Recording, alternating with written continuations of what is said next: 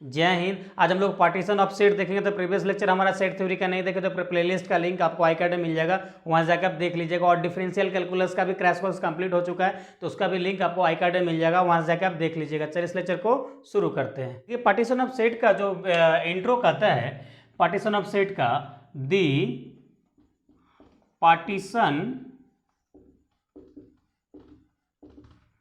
of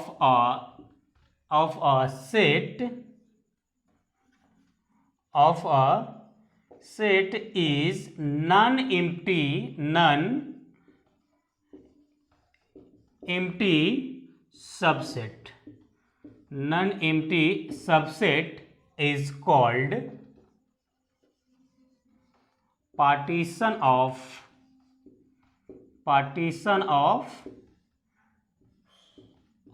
a set। देखिए ये आपका डिफिनेशन कर रहा है कि वैसा नॉन एम्प्टी सेट जिसका सपोज कीजिए कोई एक सेट ए है, उसका नॉन एम्प्टी सबसेट होगा, वह उसका पार्टीशन ऑफ सेट कहलाएगा। Right, okay. इसको हम लोग डिनोट करते हैं, इट इज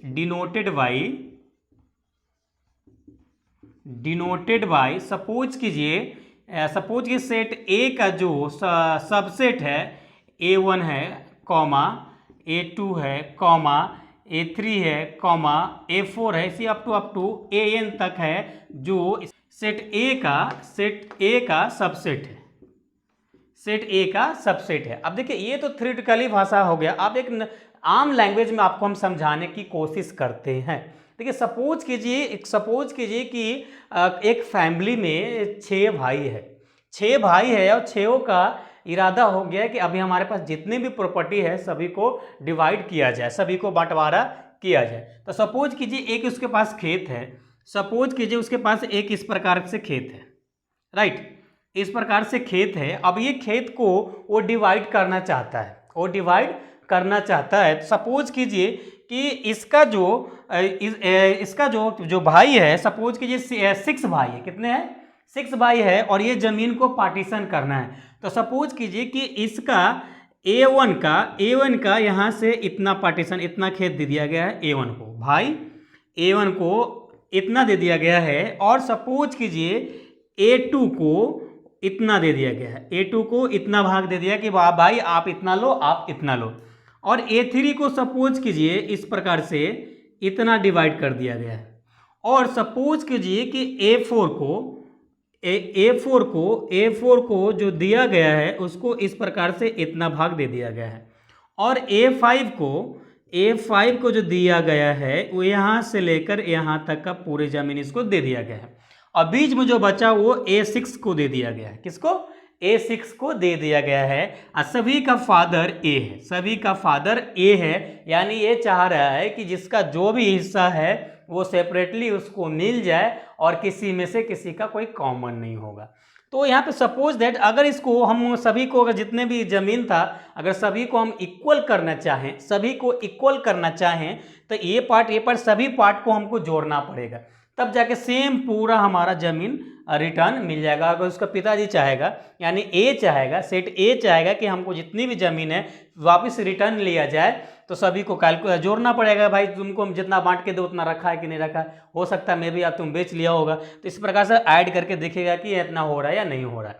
तो दैट मीन्स दैट इसका मतलब ये हुआ कि सपोज कीजिए कि ये जिसके जो भी है इसका 2 कंडीशन होता है। ये पार्टीशन ऑफ सेट का 2 कंडीशन होता है। पहला कंडीशन ये है कि सपोज कीजिए भाई A1 को और union A3 union A4 union A5 union A6 equal to A। Right, अब देखिए जब आपको जोड़ना है तो सिंपल सी भाषा सेट की लैंग्वेज में कहेंगे तो उसको यूनियन निकालना होगा। अगर उसको घटाना है तो इंटरसेक्शन निकालना होगा।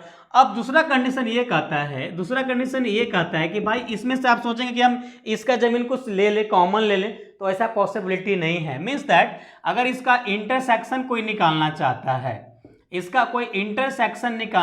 है तो इसका जो रिजल्टेंट मिलेगा वह क्या मिलेगा, एम्प्टी मिलेगा, यानी इसका कोई भी एलिमेंट नहीं होगा, इसका कोई भी एलिमेंट नहीं होगा। फॉर एग्जाम्पल एक एग्जाम्पल की मदद से हम समझने की कोशिश करते हैं। तो फॉर एग्जाम्पल ये कि सपोज कीजिए आपके पास लेट कीजिए सेट ए है जिसका एलिमेंट 1 2 3 4 है, राइट। सेट ए है, इसका एलिमेंट 1 2 3 4 है। अब इसको आपको हम बोले कि भाई इसको आप पार्टीशन कीजिए, इसको पार्टीशन कीजिए। तो देखिए आप एक बात हमेशा याद रखिएगा कि जो फर्स्ट पार्टीशन होता है, जो भी सेट होता है वो खुद ब खुद में एक पार्टीशन होता है, खुद ब खुद में एक पार्टीशन होता है, यानी 1 2 3 4 ये खुद ब खुद में एक पार्टीशन है। क्या, खुद ब खुद में एक पार्टीशन है। और इसको हम इस प्रकार से लिख सकते हैं P2, इसको पार्टीशन करना है तो इसको हम इस प्रकार से लिख सकते हैं, एक पार्टीशन तो इसका अलग 1 हो सकता है, अगला पार्टीशन ये हो सकता है, कि इसका P3 हो सकता है, अगला पार्टीशन इसका P2 हो सकता है। इस प्रकार से एक बार सेपरेट 1 2 3 4 अलग अलग सेपरेट पार्टीशन किया जा सकता है। या दूसरे पॉसिबिलिटी ये हो कि ये दोनों भाई मिलकर एक जगह जमीन कलेक्ट कर लें, ये बोलेगा कि भाई हाँ नहीं, हम A2 और A3 हम दोनों मिलकर एक ही जगह जमीन लेंगे, हम दोनों साथ में रहेंगे, बाकी तुम लोग अलग रहो। तो ऐसा पॉसिबिलिटी हो सकता है। तो यानी P3 की बात करेंगे तो हमारा इस प्रकार से एलिमेंट बनाया जा सकता है 1 2, राइट। तो एक पार्टीशन इस प्रकार से भी किया जा सकता है, पॉसिबिलिटी है। अब देखिए हम लोग जितने भी सपोज किए 4 पार्टीशन किए। अब चारों में से अगर हम इंटरसेक्शन निकालना चाहे तो क्या पॉसिबल है, तभी तो हमारे पार्टीशन ऑफ सेट सेटिस्फाई करेगा। पार्टीशन ऑफ सेट का मतलब क्या है, अगर आपका इंटरसेक्शन निकल रहा है यानी आप गलत बनाए, वो पार्टीशन ऑफ सबसेट नहीं हो सकता है। अगर इंटरसेक्शन नहीं निकाला जा सकता है, केवल यूनियन निकाला जा सकता है, तो that is partition of set. तो इसका 2 ही कंडीशन है। कंडीशन नंबर 1 यूनियन निकाला जा सकता है, कंडीशन नंबर 2 इंटरसेक्शन नहीं निकाला जा सकता है। ओके, चलिए निकालेंगे तो एम्प्टी सेट आएगा, यानी कोई भी एलिमेंट आपके सेट में नहीं आएगा, राइट। चलिए अब देखिए अगर इसको हम सबसे फर्स्ट कंडीशन को फुलफिल करने की कोशिश करेंगे, तो अगर आप P1 यूनियन P2 करेंगे, यूनियन P3 करेंगे और यूनियन P4 करेंगे, राइट। P4 करेंगे तो देख रहे हैं कि यूनियन कैसे लिखते हैं, कंटिन्यूसली उसका एलिमेंट लिख देते हैं, रिपीटेड नहीं लिखते। तो देख रहे हैं कि 1 2 3 4 5 हमारा एलिमेंट है, सभी है, तो इसको हम इस प्रकार से लिख सकते हैं 1 2 3 4, राइट। ये इसका यूनियन हो गया, यानी सब जो हमारा सेट था पुनः उसी सेट में आ गया, यानी ये हमारा यूनियन को फुलफिल कर रहा है। अब इंटरसेक्शन वाले कंडीशन देखते हैं। अगर इसका आप इंटरसेक्शन निकालने जाएंगे, इसका अगर आप इंटरसेक्शन निकालना जाएंगे, P1 intersection P2 intersection P3 intersection P4, right. अब देखिए इसका इंटरसेक्शन निकालेंगे तो इंटरसेक्शन का मतलब क्या होता है कि उसमें जो भी एलिमेंट अगर मैच हो रहा होगा, वो एलिमेंट अगर आपको कॉमन ले लिया जाएगा तो हम उसका इंटरसेक्शन हो जाएगा। देखिए पर ये 1 है तो इसमें 1 है, लेकिन P3 में 1 नहीं है, इसमें 1 है, यानी इसमें 1 है, तो ये P3 में नहीं, यानी ये काम ये तो नहीं होगा।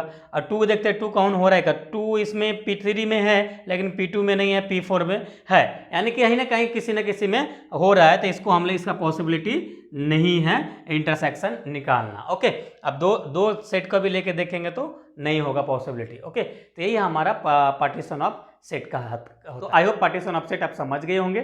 चलिए हम लोग नेक्स्ट देखते हैं, इसको नोट डाउन कीजिए। चलिए हम लोग छोटा सा क्वेश्चन करते हैं पार्टीशन ऑफ सेट का, उसके बाद हम नेक्स्ट देखेंगे। तो हमारा क्वेश्चन है find the partition of x equal to 1 2 3 4, यानी x आपके पास सेट दे रखा है, उसका पार्टीशन निकालना है, कितना पार्टीशन होगा, फाइंड द पार्टीशन। ओके, चलिए इस क्वेश्चन को हम लोग सॉल्व करते हैं। तो सबसे पहले तो आप गिवन लिखिए, गिवन क्या दे रखा है, गिवन आपका दे रखा है कोई सेट x है जिसका एलिमेंट 1 2 3 4, राइट।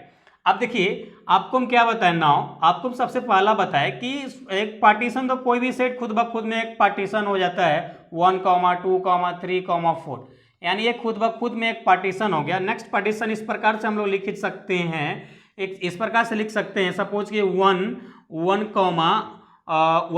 यहाँ पे 2 3 4। ओके, एक पार्टीशन तो ऐसा किया जा सकता है, पॉसिबिलिटी है। दूसरा पार्टीशन ऐसे लिख सकते हैं आपका 2 1 3 4। ओके, उसके बाद P3 पार्टीशन लिख सकते हैं आप इस प्रकार से, लिख सकते हैं 3, 1, 1, 2, 4। ओके, एक पार्टीशन इस प्रकार से लिखा जा सकता है। नेक्स्ट पार्टीशन P4 लिखा जा सकता है इस प्रकार से 4, 1, 2, 3। नहीं, राइट। तो इतना इस प्रकार से इसका पार्टीशन पॉसिबिलिटी है। और भी आगे इसका पार्टीशन लिख सकते हैं, P5 लिख सकते हैं। नेक्स्ट अगला पार्टीशन तो इस प्रकार से हो सकता है, किस प्रकार से 1 एक खुद सिंगल पार्टीशन हो सकता है। ऐसा भी हो सकता है P6 जो 2 पार्टीशन सिंगल हो सकता है। नेक्स्ट हो सकता है आपका P5 हो सकता है, जिसका P3 हो सकता है। नेक्स्ट आपका 7 P8 हो सकता है, पॉसिबिलिटी P8 का है जो 4 एलिमेंट हो सकता है। तो इस प्रकार से इसका पार्टीशन हो सकता है। और नेक्स्ट पार्टीशन इस प्रकार से भी हो सकता है, और अगला पार्टीशन आपका इस प्रकार से भी हो सकता है P9 इस प्रकार से हो सकता है। सपोज कि जो कोई एलिमेंट अलग अलग होगा 1, 2, आपका यहाँ पे आ जाएगा 3, आपका आ जाएगा 3, 4। तो एक पार्टीशन इस प्रकार से पॉसिबिलिटी है। या नेक्स्ट पार्टीशन इस प्रकार से भी हो सकता है। अगला पार्टीशन ऐसा भी हो सकता है कि 3, 4 हो जाए, 3, 4 हो जाए, यहाँ पे 1, 2 हो जाए। इस प्रकार से पार्टीशन हो सकता है। नेक्स्ट पार्टीशन ऐसा भी हो सकता है P11। अगला पार्टीशन ऐसा हो सकता है कि हमारा 2, 3 हो जाए और नेक्स्ट 1, 4 पार्टीशन हो जाए। पॉसिबिलिटी है ऐसा। या अगला कंडीशन ऐसा भी हो सकता है आपका कि 3, 4 हो जाए, यहाँ पे 3 फिर सेम हो जाएगा। तो ऐसा तो 1, 4 हो सकता है, 1, 4 हो सकता है, आपका 2, 3 हो सकता है। तो नेक्स्ट ऐसा इस प्रकार से पार्टीशन इसका किया जा सकता है। और भी इस प्रकार से इसका पार्टीशन पॉसिबिलिटी है, तो आप निकाल सकते हैं। टोटल इसका पार्टीशन 15 तक निकाला जा सकता है। हो सकता है, चलिए थोड़ा और निकाल देते हैं आपको। नेक्स्ट कंडीशन आपका ऐसा भी हो सकता है कि अलग अलग हो जाए, 1, 1, हो जाए और 2 हो जाए, और नेक्स्ट आपका इस प्रकार से हो जाए 3, 4, राइट। तो इस प्रकार से इसका टोटल पार्टीशन किया जा सकता है। मतलब आपके ऊपर डिपेंड करता है कि एलिमेंट केवल अलग अलग सेपरेट कर देना है। देखिए आपको हम सबका कॉमा दे कि एक सेट में कंबाइंड लिखे, आप अलग अलग भी लिख सकते हैं, ऐसा पॉसिबिलिटी है। तो आप यहाँ हम जैसे एक ब्रैकेट के अंदर ऑर्डर पेयर की तरह हम लिख रहे हैं यहाँ पे पार्टीशन, अब बिना ऑर्डर पेयर की तरह भी लिख सकते हैं पार्टीशन, आपका पॉसिबिलिटी सही होगा। ओके, और इससे ज़्यादा क्वेश्चन नहीं आता, केवल डिफिनेशन आता है, कुछ एग्जाम्पल आता है। अगर इसका और डिटेल में अगर पढ़ना चाहते हैं तो कमेंट कीजिएगा। आगे आने वाला नेक्स्ट लेक्चर में आपको हम पढ़ाने की कोशिश करेंगे, पढ़ाने की कोशिश नहीं, पढ़ा देंगे। ओके, चलिए इसको नोट डाउन कीजिए, फिर आगे देखते हैं। चलिए हम लोग अगला टॉपिक देखते हैं, पार्शियल ऑर्डर रिलेशन देखते हैं। ओके, तो देखिए सबसे पहले इसका डिफिनेशन हम लोग समझने की कोशिश करते हैं, उसके बाद इसको हम एग्जाम्पल के थ्रू समझेंगे। ओके, चलिए relation are on a set A is called partial order relation। Okay, देखिए यहाँ पे अब ये बोल रहा है कि आपका डिफिनेशन ये बोल रहा है कि सपोज कीजिए कोई सेट ए है जिसका पार्शियल ऑर्डर रिलेशन आर है, राइट। अब इसमें 3 कंडीशन होता है पार्शियल ऑर्डर रिलेशन होने के लिए। सबसे फर्स्ट कंडीशन ये होता है कि अगर कोई रिलेशन रिफ्लेक्सिव हो रहा है तो पार्शियल ऑर्डर रिलेशन होगा। तो सबसे पहले रिफ्लेक्सिव, राइट। अब देखिए अगर कोई रिफ्लेक्सिव है, अगर कोई भी रिलेशन रिफ्लेक्सिव है, रिफ्लेक्सिव का कंडीशन क्या कहलाता है? कंडीशन होता है x relate to x, for all x belongs to a। यानी x जो होगा सेट A से बिलोंग करेगा, अगर वह रिफ्लेक्सिव इस प्रकार से कंडीशन फॉलो करता है तो क्या कहलाएगा? रिफ्लेक्सिव कहलाएगा। इसका एक एग्जाम्पल के मदद से अगर समझना चाहिएगा आप तो इस प्रकार से समझ सकते हैं। सपोज कीजिए कोई आपके पास रिलेशन है और इस प्रकार से 1, 1 है, 2, 2 है, 3, 3 है, 4, 4 है। अगर कोई इस प्रकार से रिलेशन है तो उसको आप बोल सकते हैं रिफ्लेक्सिव। उसको क्या बोल सकते हैं, रिफ्लेक्सिव रिलेशन बोल सकते हैं। देखिए रिफ्लेक्सिव बहुत ही डिटेल में भी आपको पढ़ाएं, स्टार्टिंग का रिलेशन का इंट्रो लेक्चर देखिएगा तो आपको चीजें क्लियर हो जाएगी। ओके, तो ये आपका रिफ्लेक्सिव हो गया। सेकेंड कंडीशन ये कहता है, सेकेंड कंडीशन ये कहता है कि भाई आपका अगला कंडीशन है एंटी साइमेट्रिक, एंटी साइमेट्रिक। अब देखिए आपको हम जब रिलेशन पढ़ा रहे थे रिफ्लेक्सिव और साइमेट्रिक पढ़ाए थे, एंटी साइमेट्रिक नहीं, साइमेट्रिक का उल्टा। तो साइमेट्रिक हमारा क्या होता था, साइमेट्रिक हमारा इस प्रकार से होता था कि x relate to y and y relate to x for all x, y belongs to set A से बिलोंग करेगा। ये साइमेट्रिक का कंडीशन है, बट यहां पे क्या बोल रहा है, एंटी साइमेट्रिक बोल रहा है। तब सपोज कीजिए कि यहाँ पे x रिलेट टू y है तो यहां भी सेम हो जाएगा कंडीशन इस प्रकार से, x रिलेट टू y, तभी एंटी साइमेट्रिक होगा ना, उल्टा हो जाएगा। सपोज कीजिए कि आपके पास फॉर एग्जाम्पल की मदद से समझने की कोशिश कीजिए आप, तो ज़्यादा चीज़ें क्लियर हो जाएगी। देखिए सपोज कीजिए कोई आपके पास रिलेशन है, राइट, कोई आपके पास रिलेशन है, तो साइमेट्रिक क्या कहता है कि अगला एलिमेंट अगर x, y है, एलिमेंट अगर x, y है यानी 1, 2 है, तो अगला जो होना चाहिए x होना चाहिए, तब जाकर क्या कहलाता है, साइमेट्रिक कहलाता है। लेकिन सपोज कीजिए यहाँ पे उल्टा है, यहाँ पे हमारा क्या है 2, 3 है। ओके, उसके बाद सपोज कीजिए आपका यहाँ पे 3, 4 है और अगला जो एलिमेंट है आपका 4, 5 है। तो इस प्रकार का जो भी एलिमेंट होगा वो एंटी साइमेट्रिक होगा, तब जाके कहलाएगा वो क्या, पार्शियल ऑर्डर रिलेशन। अगला जो लास्ट कंडीशन को सेटिस्फाई करना होता है पार्शियल ऑर्डर रिलेशन होने के लिए, वो होता है ट्रांजिटिव। क्या होता है, ट्रांजिटिव। अगर कोई रिलेशन ट्रांजिटिव है तब जाके कहलाता है क्या, पार्शियल ऑर्डर रिलेशन कहलाता है। सपोज कीजिए x रिलेट टू y और and y relate to z और एंड आपका z रिलेट टू यानी या x relate to z comma for all x, y, z belongs to set A का, यानी सब सेट A का ही एलिमेंट होगा, तब कहलाता है क्या, ट्रांजिटिव रिलेशन कहलाता है। फॉर एग्जाम्पल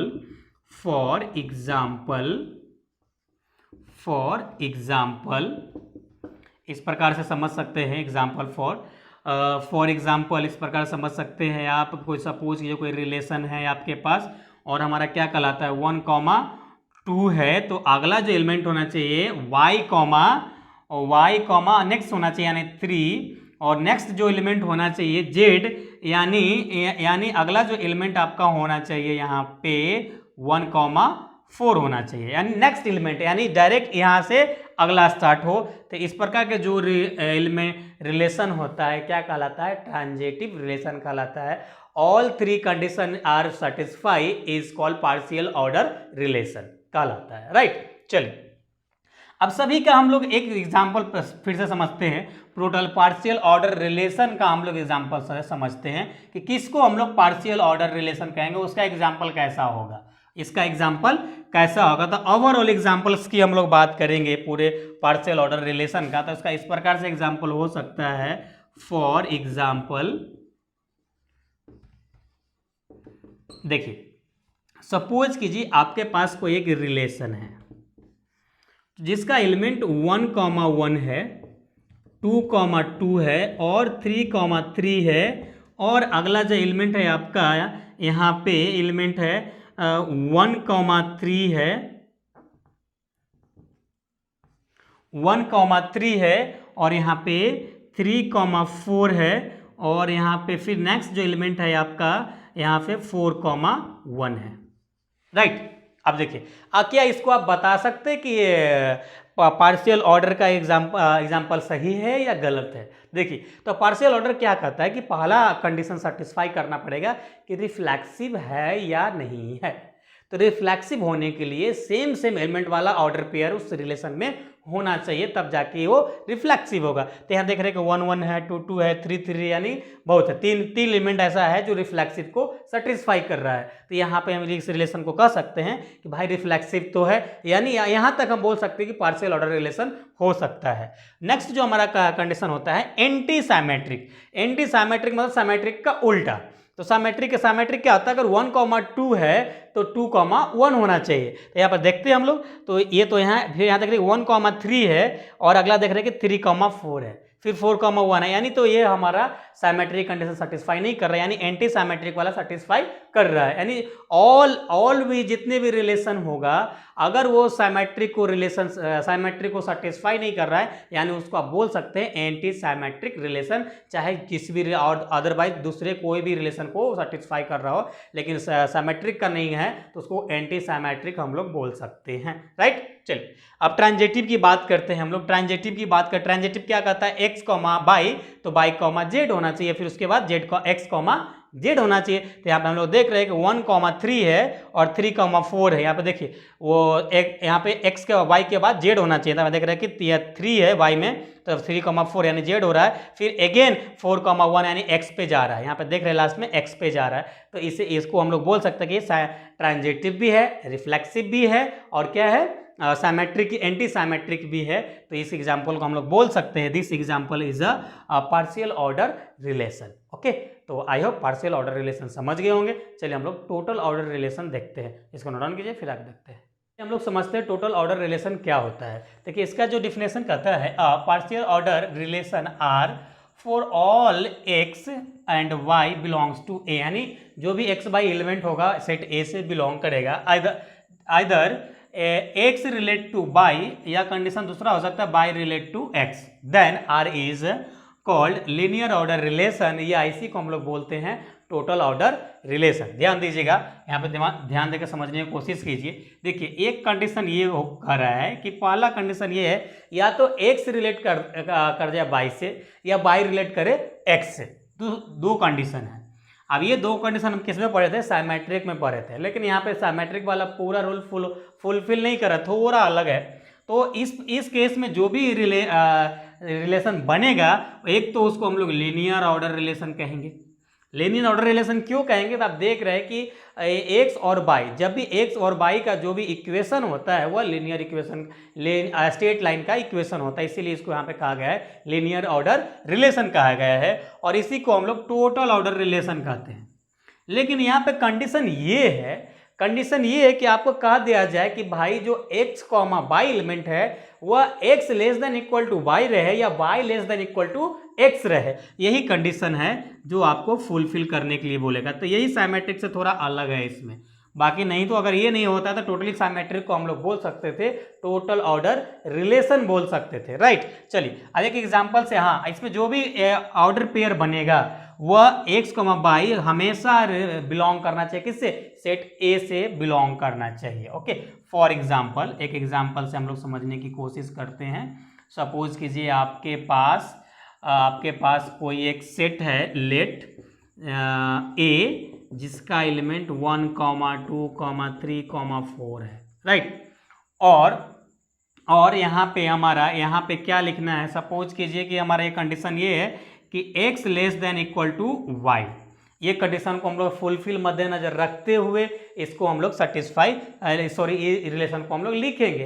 तो सबसे पहले इसको कार्टेशियन प्रोडक्ट निकालना पड़ेगा। आप बोलिएगा सर कार्टेशियन प्रोडक्ट क्या होता है, तो आप हमारा प्रीवियस लेक्चर नहीं देखे, सब पढ़ाते आ रहे हैं शुरू से। तो आप अगर नए हैं तो आप स्टार्टिंग से क्रैश कोर्स का लेक्चर देखिए, आपको चीज़ें बिल्कुल क्लियर होते जाएगी। ऐसा आपको डिटेल में लेक्चर कोई कोचिंग इंस्टीट्यूट में नहीं मिलेगा जो हम क्रैश कोर्स में प्रोवाइड कर रहे हैं। पूरे 1 साल में नहीं पढ़ाएगा वो, हम लोग आपको शॉर्ट टाइम में पढ़ा रहे हैं। हाँ, अगर आप पूर्णिया यूनिवर्सिटी वाले हैं तो देखिए, पूर्णिया यूनिवर्सिटी वाले हैं तो आप क्रैश कोर्स कर लिए। आपके एग्जाम का टाइम आ गया है तो डिफरेंशियल कैलकुलस कीजिए, आप सेट थ्योरी का कीजिए। उसके बाद जो आपका हायर अलजेब्रा अलग से है वो हम आपको अलग से प्रोवाइड कर देंगे। आप जो भी प्रीवियस ईयर क्वेश्चन है हम ये क्रैश कोर्स में कंसिडर करके चल रहे हैं। तो आप अगर पूर्णिया वाले हैं तो जरूर देखते चलिएगा, और ये सभी यूनिवर्सिटी का क्वेश्चन बैंक हम लोग लेके चलते हैं। ओके, चलिए अब देखिए इसका कार्टेशियन प्रोडक्ट कीजिएगा। उसके बाद हमको क्या लिखना होगा, एक रिलेशन लिखना होगा जिसका एलिमेंट हमारा या तो इक्वल टू हो या less than equal to Y हो। ओके, तो सबसे पहले 1,1 लिख सकते हैं क्योंकि इक्वल टू बोल रहा है तो इक्वल लिख दिए। अब अगला जो बोल रहा है ए वाले एलिमेंट एक्स वाला एलिमेंट छोटा होना चाहिए तो 1,2 लिख सकते हैं। अगला एलिमेंट क्या लिख सकते हैं, अगला एलिमेंट हम लोग 2,3 लिख सकते हैं। अगला एलिमेंट क्या लिख सकते हैं हम लोग यहाँ पे 2,4 लिख सकते हैं या 2,2 लिख सकते हैं, 3,3 लिख सकते हैं। तो इस प्रकार का जो रिलेशन कहलाता है वह रिलेशन क्या कहलाता है, टोटल ऑर्डर रिलेशन कहलाता है। क्या कहलाता है, टोटल ऑर्डर रिलेशन कहलाता है। तो I hope total order relation समझ गए होंगे, पार्टीशन ऑफ सेट समझ गए होंगे, पार्शियल ऑर्डर रिलेशन समझ गए होंगे। देखिए इसका केवल इंट्रो पूछता है, इससे क्वेश्चन आपको नहीं पूछा जाता है, इसीलिए इससे रिलेटेड क्वेश्चन आपको हम नहीं करा रहे हैं। अगर कमेंट कीजिएगा तो आने वाले नेक्स्ट लेक्चर में हम जरूर पढ़ाएंगे। ओके, तो आई होप इस क्वेश्चन को आप एंजॉय किए। अगर एंजॉय किए हैं तो ईमानदारी से लाइक करके जाइएगा, और आपको ये लेक्चर अच्छा लगा है तो सब्सक्राइब नहीं किया तो सब्सक्राइब कर ले और बेल आइकन के बाद हाँ आप इन दोस्तों के साथ शेयर करना नहीं भूलिएगा। चलिए हम लोग नेक्स्ट लेक्चर में जो पढ़ने वाले हैं फंक्शन पढ़ने वाले हैं, और फंक्शन से ज़्यादा क्वेश्चन नहीं आता है, लेकिन आगे का चैप्टर जो है काउंटेबल अनकाउंटेबल पढ़ने के लिए आपको फंक्शन पढ़ के जाना पड़ेगा। इसलिए हम लोग काउंटेबल अनकाउंटेबल पढ़ने के लिए पहले हम लोग फंक्शन पढ़ेंगे, उसके बाद काउंटेबल अनकाउंटेबल पढ़ना स्टार्ट करेंगे जहाँ से क्वेश्चन आता है एग्जाम में। ओके, तो हम लोग नेक्स्ट लेक्चर में फंक्शन स्टार्ट करेंगे। तो चलिए हम लोग फिर मिलेंगे नेक्स्ट लेक्चर में, जब तक अपना ख्याल रखिए। Thanks, love you all.